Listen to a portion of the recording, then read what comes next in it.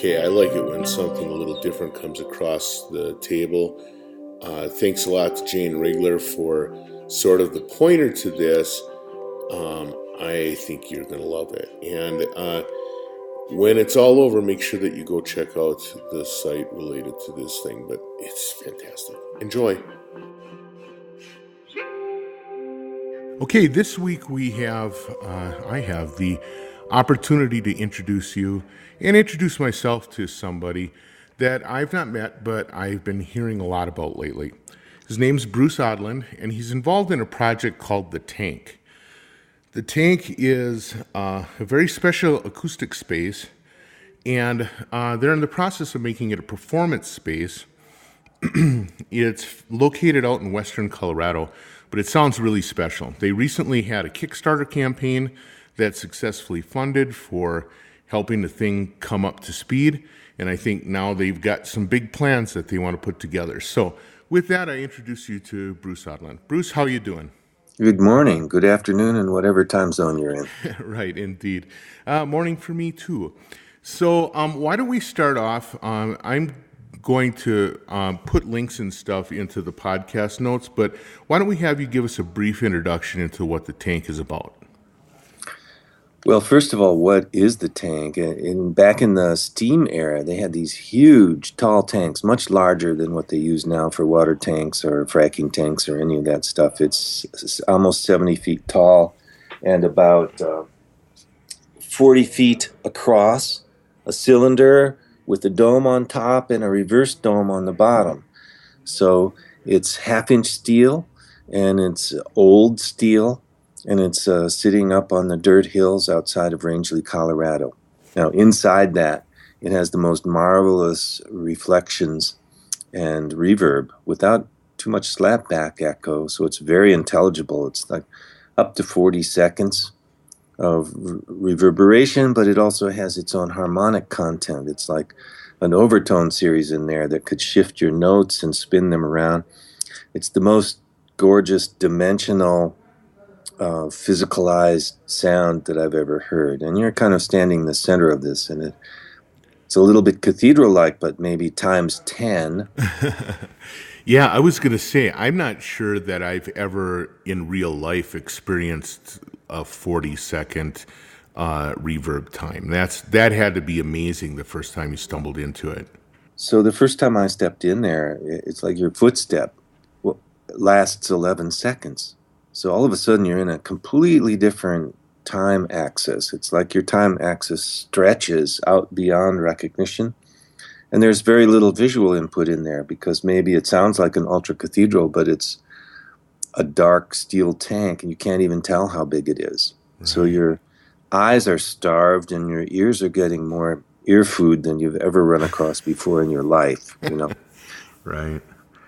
So, how did you run across this? I mean, you know, a tank that big is probably pretty obvious in the landscape, but what made you say, I wonder what that sounds like inside? It didn't really happen like that. I was on a tour of small towns in Colorado with 60 other artists called the Chautauqua Tour. I was making sound portraits of all of the towns and playing them back for the townspeople as a pre-show to this traveling art group. And so I was the guy with the earphones and the microphones going everywhere, and this four-wheeler drove up to me and said, "Hey, hop in, we got something to show you. Are you the sound guy?" "Yeah." And so I hopped in, and they drove me up into the oil fields, and I was thinking, whoops, bad idea. And then they showed me this tank, said, climb in, turn up your recording gear. So I climbed in through this porthole, and I had my recording gear going on, and they struck the outside of the thing with 2x4s, which was pretty alarming because, you know, my dials were totally in the red, and my earphones were up pretty high. I had no idea what they were going to do. So I came back that night with subtler instruments and explored the space. You know, at that time you could only get in through a porthole, so you could only bring in long, thin instruments. Okay.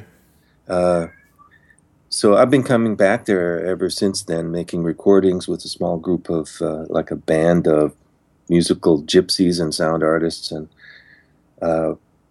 gradually and eventually We saved the place from destruction in 2013 with the Save the Tank Kickstarter. Then we got a road built, power brought in, a control room in a container right next to it, and we've been fixing the place up and getting it ready, because when we saved it, we thought, yeah, we've been out there, illegally using this place for years.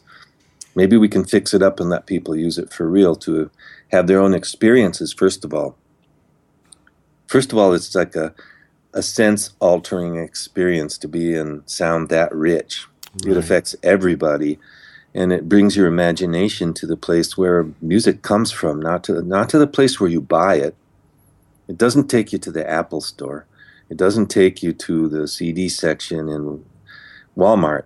It takes you to the heart of music, and that you yourself are full of music, and things you do can communicate and sound beautiful and radiant, and it pulls that music out of you. So that transformative experience is at the heart of everything. There's a lot for anybody to learn from in that kind of situation, from a little kid to an experienced sound artist to a Grammy-winning musician. Everybody basically has the same response, which is to be in awe in the middle of your sound. So I am curious first of all, what changes have you had to make to the tank? You kind of mentioned already having to make some sort of better entrance, but what other changes have you had to make to the tank to actually make it viable as like a performance or a recording space?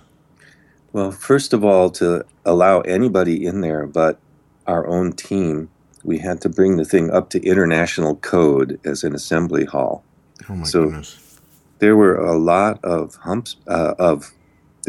hoops to jump through. We didn't even know about this. We had to get a change of use permit, which meant formally that place was a closed storage facility. You would have to have special gear to go in there, which we didn't, of course. We just had microphones. Right. Fortunately, we had incredible help from Rio Blanco County, the building inspector there, when we confessed what our plans were. And this was startling to the building inspector. Mm-hmm. And then confessed that we had absolutely no idea how to achieve these plans. Would he school us in what we needed to do in order to do this? Then he took on a very helpful and active role about what all of the different moves we'd have to make were, and we just did them one at a time. We had to remove a pipe that went through the middle that was a trip hazard that used to be one of our favorite instruments. So with each challenge that was coming up here, it's like, okay, how can we turn that into something that's better? Right. So we cut this pipe out, and using the equation for a wind chime blown up to a huge scale, we created this sort of tank gamelan out of the old pipe, a just intonation tank gamelan that you can play, and it makes the whole place ring. It's like an amazing instrument. It's like the voice of the tank now, this gamelan instrument. It's really fun to play. You don't need to know how to do it. You can just try it.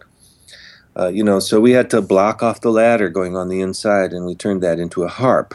So the harp will block your access to the, every place along the way that we had to make a change, we tried to turn it into an instrument.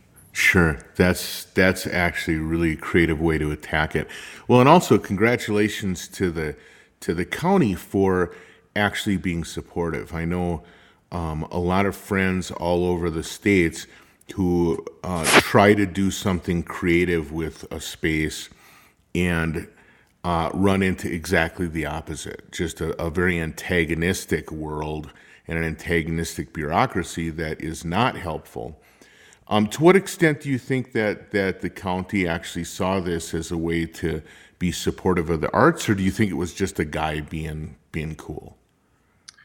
I think that they're aware there being an oil and gas boom and bust culture, that they need to diversify their economy a little bit, and they're willing to take some risks. They need to find out all across the West, that stuff that happened in Oregon really shows that the old ways are up against a new sort of way of using the landscape without exploiting it quite so thoroughly, Right. You find that ecotourism replacing mining and extraction types of things. So that type of wave is going across Rangeley too, even though slowly. They're trying to find their way, and about at this time, we come along and we have this crackpot idea that this place could be an international draw for the sort of people who value their ears. And it turns out there's a lot of them, you know. Our first Kickstarter, we had 800 people or so. The second one, 700 people, and from 18 different countries around the world, South Africa and United Arab Emirates and Finland and Norway and Ireland and South Korea. All these people donated to this idea.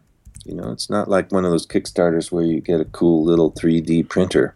Totally non-object oriented concept being promoted on Kickstarter, and as a byproduct, or actually as a central product of this, we find our stakeholders around the world who are interested in resonant spaces, and that forms a group of people who are like a interesting block of people, a kind of far-flung community who actually want to come to Rangeley, Colorado.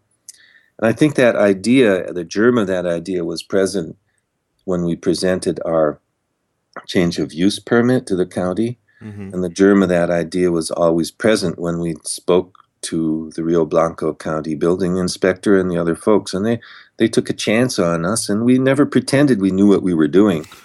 So they are very kind and lovely people out there in Rangeley, and it's a part of the state that not many people know. So it's kind of an interesting way to put Rangeley on the map as a way, and it's not like people out there actually thought this was going to work, but they were willing to give it a chance, and now it shows like it's going to work.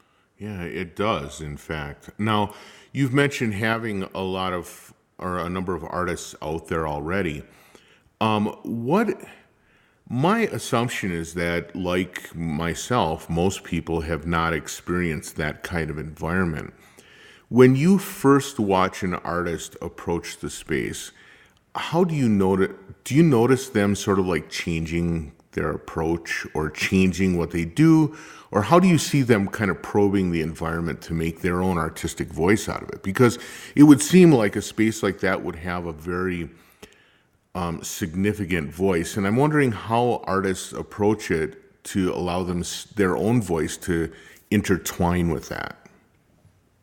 It's kind of interesting as an art process. Sometimes you're working, if you're in the studio and your setup is fairly static and your speakers are fairly static and you're making some moves, and the feedback comes to you from your laptop or your speakers or something that doesn't actually exist in real space. Your feedback mechanism is kind of like, do I like that? Is that cool? Should it be longer, shorter? Kind of technical decisions about how your inspiration has been captured and then what you can do to it. So that's kind of sometimes a little abstract what the feedback coming to your ears is. I made a little move on my mouse and I like it better. But the feedback in the tank is of an entirely different nature. You're not in charge of it, first of all. You're in it. And the feedback is overwhelming. It's like 100 times the amount of feedback you're normally used to getting, because you're standing in the middle of this big, resonant, gooey blob of sound that's swimming through the space. And your first response is awe. Genuine awe. Not awesome, dude, but genuine awe. Wow, that's my sound. I can hear the harmonics of what I just did, drifting across the space and changing and evolving. So your brain is just struggling to grasp the nuance of what just happened, and you realize, ooh, that was me. So your feedback loop is unlike anything you've ever run across. Sure. And it is pretty extraordinary. It's a very physicalized, awe-inspiring, and brain-melting experience. So whatever you came in there with is got a partner that's much larger and much more resonant and much more. You realize, okay, I came to play my trumpet in the tank. Well, there's the concept. While you're playing your trumpet, you're realizing the tank is the instrument. Right. and I'm playing it with a trumpet or with a drum. I'm playing the tank with my voice. I'm playing the tank with the choir. I'm playing the tank with the cello. You never really get that much feedback from the architecture. Yeah, sure, you can change your room sound. You can go into a brick room. You can go into a 2-second reverb room.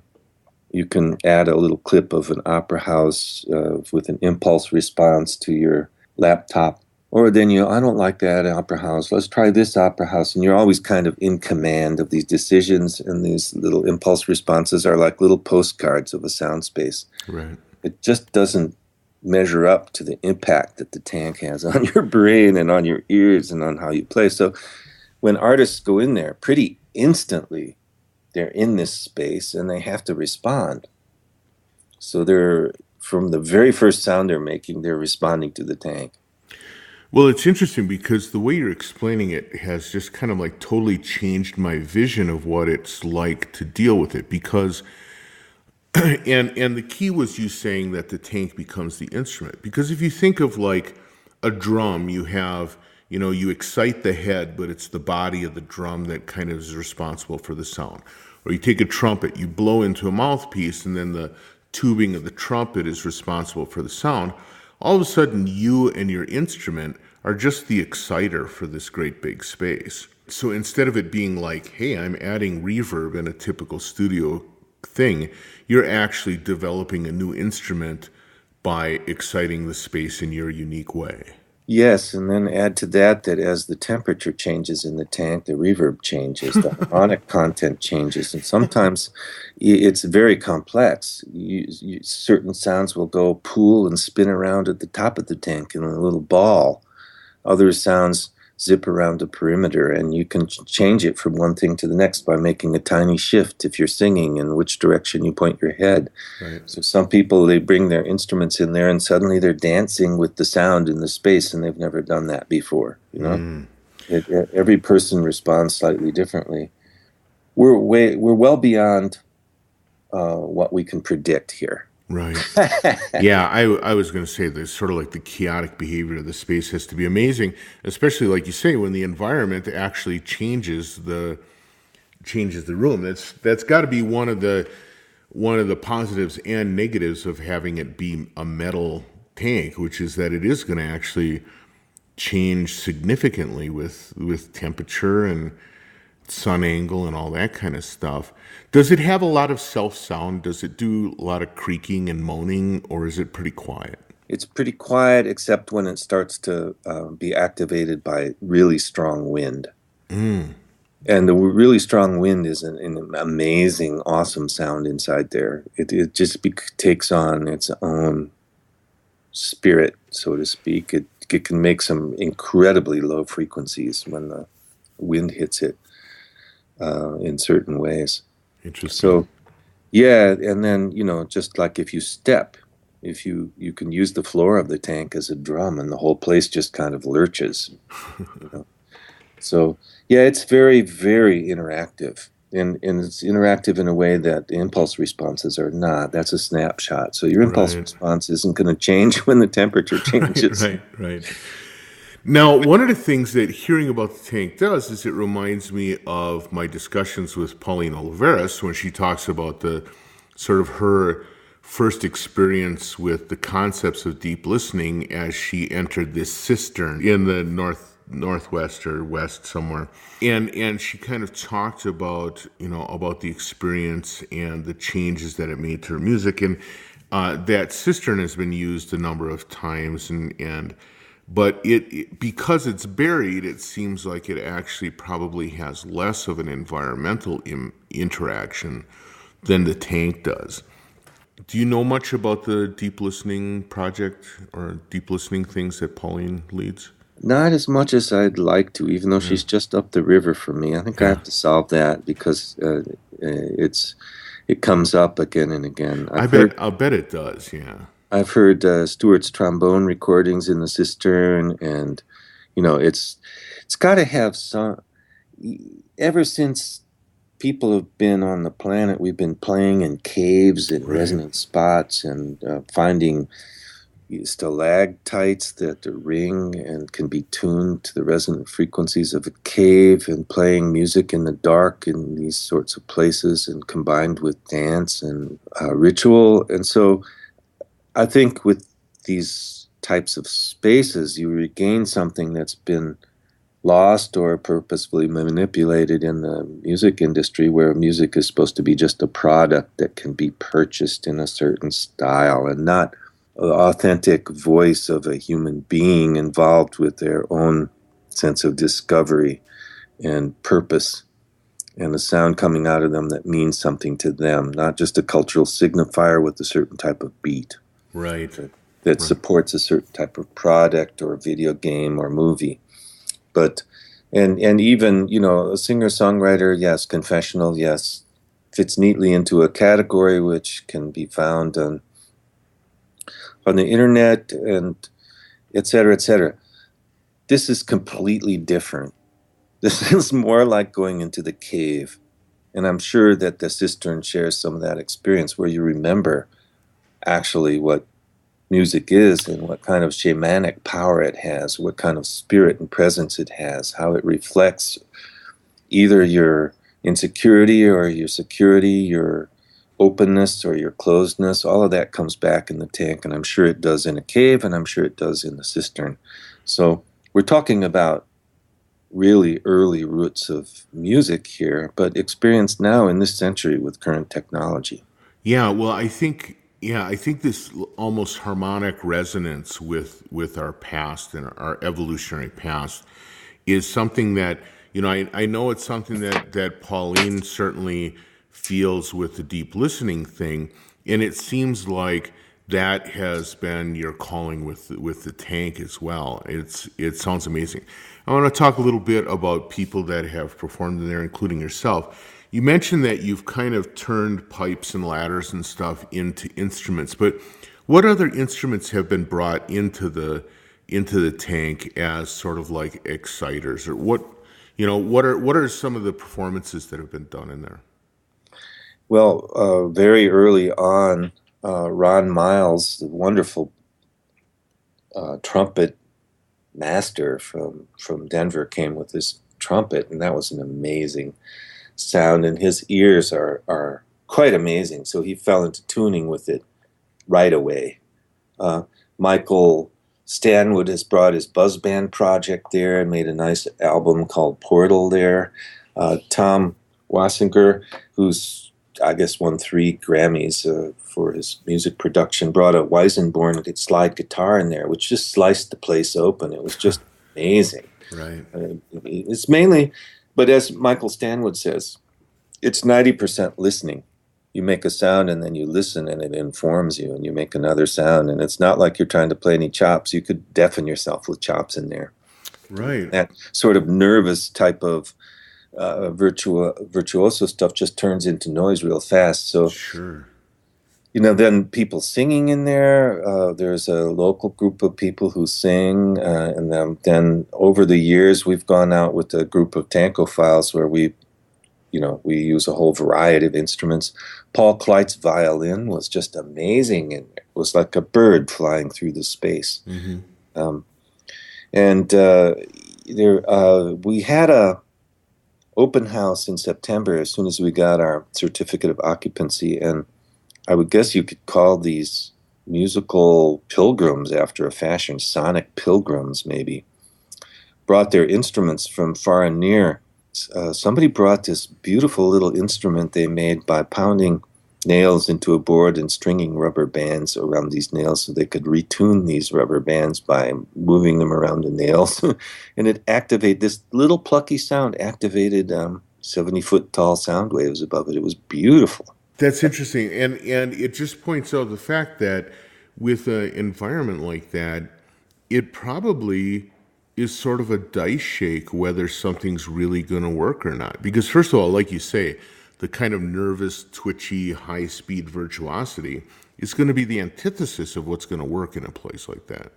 But There might be some way somebody does that, because when Tad Klein and his musical partner brought their Imbiras in, they mm-hmm. played quite fast, but since the sounds were little and plucky, and then this sort of halo of sound, which sounded like a Baroque organ hovering in the space above them, was the collective overtones of this fairly fast-moving thing. So I don't think we could quite Can't put a rule limiter on on our it. expectations there yet, as to what deafens and what lightens and what. I'm looking forward to everybody making their own kinds of experiments there and Right. really finding out for themselves. Sure. I would think it would be very difficult to have it be a performance space in the traditional sense where like people could be in there experiencing it with the artist, just because having more than a few people would probably just deafen you with like the noise of humanity, right? It's interesting. We can only hold 49 people at a time. That's the rule. Okay. That's our max op. And we had, for this improvisatory concert night that just emerged, we had 49 people, and then there were another 49 waiting outside. So people were in there for an hour without making a single sound except for this gentle finger rippling that's now the official applause in the tank, because applause would deafen you. Right. It would be terrible, right? People didn't say a word. People sat at the perimeter, and one after another, these sonic pilgrims came out and played. No one said a word. And this was not like your audience of, let's say, sound arts specialists. This was just the people in Rangeley who are our neighbors. They came Right. to listen. Mm-hmm. And the space itself directs you to. It was amazing. It was a beautiful, beautiful concert, and people were gobsmacked, I was gobsmacked that this worked. So I don't think we can rule out any options right now in terms of what's going to happen there. We just want to offer it up in a way that can be used, and that it's safe, and that people can try their ideas. And the tank will reflect those ideas, and we'll find out. Well, it sounds like an amazing opportunity to work with like groundbreaking sound. I really am kind of in awe with the dedication that you've put into this, and I'm a little jealous for the opportunity that you've put together. I'm going to have to come out there. I have family nearby. I'm going to have to come out and visit it sometime because it sounds like an amazing place. For the listeners, first of all, where would they go to learn more about the tank? Tanksounds.org. Okay. And for people who missed the opportunity to support the tank through the Kickstarter, is there any other way that they can provide financial support? They certainly can. We have a little donate button over at the top right of tanksounds.org, and you can find out a lot of stuff there. We'll be updating that. There'll be a mailing list that you can get on, so you'll be among the first to know what we're offering. And we'll be opening it at some point in late June, so you can stay tuned at tanksounds.org. Get on the mailing list. You can donate by PayPal, credit card, or a check. And all that information's at the donate button there. We're not slamming the door shut. We welcome you to join us, and we'll definitely give you some rewards there too for your support. And we'd be grateful for it, because really we're building up a community of people as this goes on. We find a lot of people, when they sign up for this mailing list, we're finding, wow, there's a lot of composers on this mailing list. There's a lot of people who are recordists who want to volunteer in some sort of way. So all these opportunities will be available. We're going to take a little bit of sleep after the Kickstarter and then start organizing how this thing is going to work this summer, because now we can proceed. Well, that sounds amazing, and I hope that my listeners will take the opportunity to check it out, as well as check out some of the work that's been done there. Bruce, I want to thank you so much for taking time out of your schedule to talk to us, and I'm wondering if you have any last words. Well, I hope it's not time for last words from me. I plan to be around on the planet for quite a while. But I would just say, all you guys out there who are interested in Darwin's podcast, think with your ears. We're stuck in a visual world. We're stuck behind our screens. get out there in the world and really listen deeply and think with your ears. You'll be amazed at what you hear. And if you're lucky enough to be in a place like the tank, what you're hearing is you magnified 100 times. Awesome advice. Thank you so much, Bruce, for your time, and have a great day. Thanks a lot. Bye.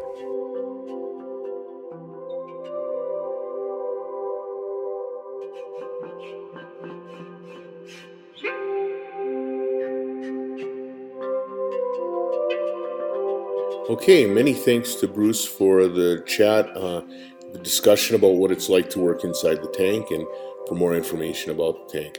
I hope you will get a chance to go over to tanksounds.org and take a look at what they're doing. Thanks again for listening. Thanks to all the supporters out there.